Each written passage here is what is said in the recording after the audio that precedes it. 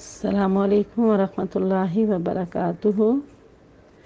رسول صلی اللہ علیہ وسلم نے فرمایا، صحیح بخاری اور مسلم کی حدیث ہے، جمعے کے دن ایک ایسی گھڑی ہے، اگر کوئی مسلمان اسے حالت نماز میں پا لے تو اس میں وہ جو بھی اللہ سے دعائے خیر کرے گا وہ پوری ہوگی۔ صحیح مسلم اور بخاری۔ سبحان اللہ، حدیث کا مفہوم بالکل واضح ہے۔ یعنی جمعے کے دن ایک وقت ایسا ہے جس میں اللہ تعالیٰ دعاؤں کو قبول کرتے ہیں۔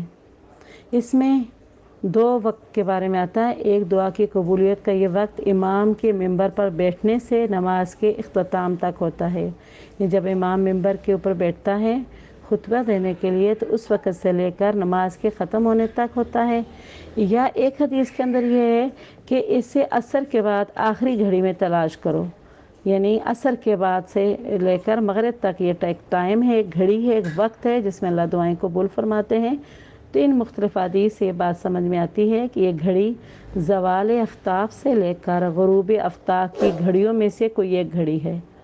یعنی زوال آفتاب سے لے کر غروب آفتاب تک کوئی ایک ٹائم ایسا ہے جس میں اللہ دعائیں قبول کرتے ہیں۔